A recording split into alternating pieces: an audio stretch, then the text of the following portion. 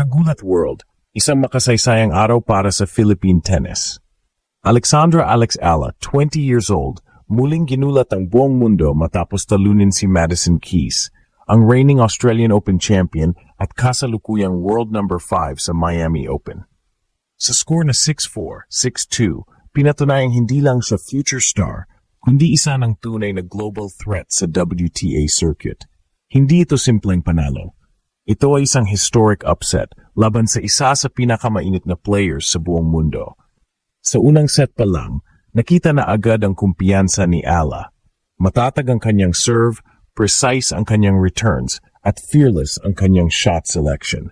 Si Keys, nakilala sa malalakas na forehand winners at championship composure, ay tila hindi makahanap ng rhythm laban sa Pinay prodigy.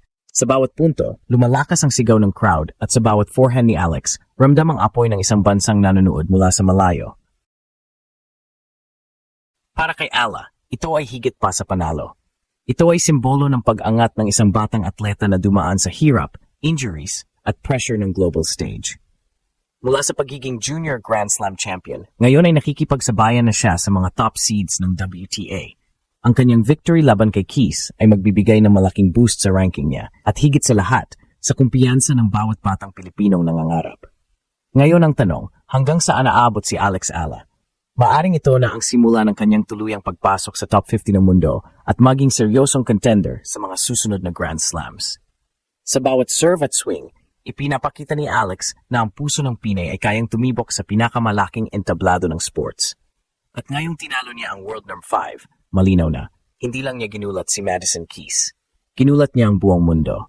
Grabe ang eksena sa Miami Open na muling ipakita ni Alexandra Alex Ala ang tapang ng isang Pinay. Sa harap ng libo-libong fans, ginulat ng Bayente anyos na tennis sensation ang buong WTA Tour matapos talunin ang world number 5 at reigning Australian Open champion na si Madison Keys.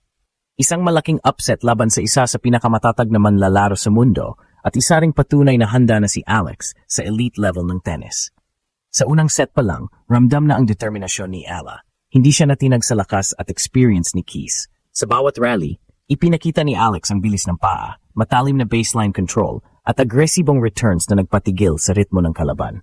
Umangat lalo ang confidence niya matapos makuha ang unang breakpoint habang si Keys ay tila nabigla sa consistency ng Pinay teenager. Pagpasok ng second set, naging one-woman show si Ila. Bumuga siya ng sunod-sunod na aces at pinpoint winners mula sa likod ng court. Sa bawat sigaw niya ng "Come on!", ramdam ng lahat ang pusong Pinoy na hindi natitinag kahit sa harap ng isang Grand Slam champion. Naging tahimik ang crowd sa mga crucial points. At sa huling forehand winner ni Alex, sumabog ang palakpakan sa Miami. Isang tagumpay na hindi lang para kay Ala, kundi para sa buong Pilipinas. Sa edad na 20, natalo niya ang isa sa pinakamalakas at pinakakilalang player sa women's tennis. Ang panalong ito ay posibleng mag-angat sa kanya papasok sa top 50 ng WTA rankings at higit sa lahat, magbibigay ng inspirasyon sa bagong henerasyon ng mga atletang Pilipino na mangarap sa global stage. Ang panalong ito ni Alexandra Ala laban kay Madison Keys ay hindi basta-basta milagro. Ito ay bunga ng taon-taong sakripisyo, training at disiplina. Matapos ang ilang buwan ng pag-a-adjust sa mas mataas na antas ng WTA competition, tuluyan nang nakahanap ng tamang timpla si Alex ng composure at aggression. Ipinakita niya sa laban kung paano magbasa ng galaw ng kalaban, kung kailan babagal at kung kailan bibiglayin ang ritmo, mga katangian na karaniwan lamang sa mga seasoned pros. Si Madison Keys, na kamakailan lang naghari sa Australian Open at kilala sa kanyang heavy baseline power, ay mistulang nagulat sa tenasidad ni Ala.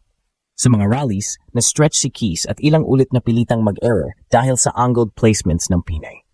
Hindi rin biro ang mental toughness ni Alex. Sa tuwing umaabot sa deuce ang score, nananatili siyang kalmado, sabay bagsak ng isang matinding cross-court winner na nagbubura ng momentum ng kalaban. Sa dugout, ramdam ang saya at disbelief ng kanyang team. Ang dating junior prodigy na galing sa Rafa Nadal Academy ay ngayon kayang tapatan ng mga world champions. Hindi lang ito simpleng upset, ito ay pahayag, handa na siya makipagsabayan sa pinakamataas na antas ng tennis. Matapos ang laban, umani ng papuri si Alex mula sa international tennis community.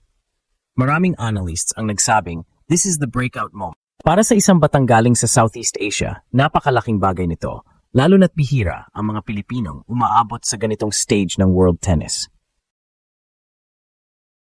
At ngayong tinalo niya ang world number 5, nagbukas si Ala ng pinto para sa panibagong yugto ng karera, ang pagiging tunay na contender sa mga major tournaments. Sa press conference pagkatapos ng laban, kalmado ngunit halatang emosyonal si Alexandra Ayala. "I just played my game," sabi niya.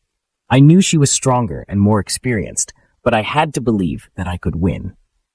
Sa simpleng pahayag na iyon, makikita ang maturity at growth ni Alex bilang atleta mula sa batang nangarap sa Espanya hanggang sa maging simbolo ng pag-asa ng buong Pilipinas sa international tennis scene. Ayon sa mga international analysts, ito ang pinakamalaking panalo ng career ni Ayala so far. Hindi lang dahil tinalo niya si Madison Keys, isang Grand Slam champion, kundi dahil kung paano niya ito ginawa, composed, calculated, at confident.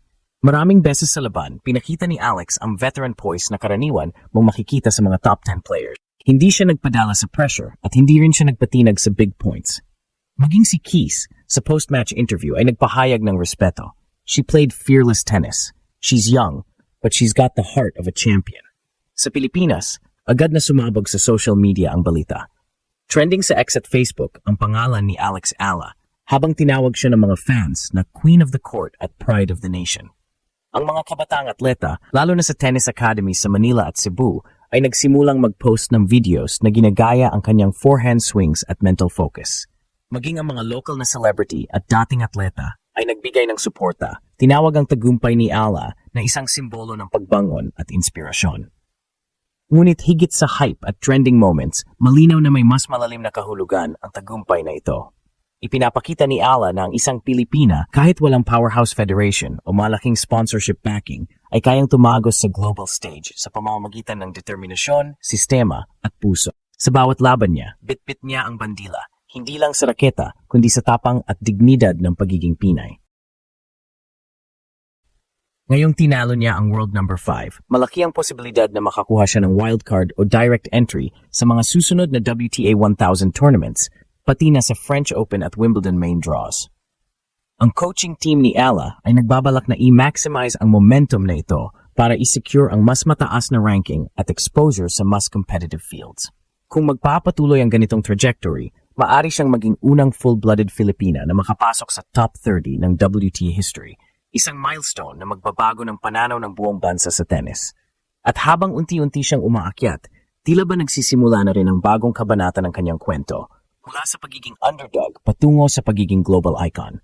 Sa bawat rally, bawat sigaw ng "come on" at bawat panalo, isinisigaw ni Alexandra Ayala ang mensahe na maririnig ng buong mundo na ang isang Pinay ay hindi lang basta lumalaban. Siya ay nagwag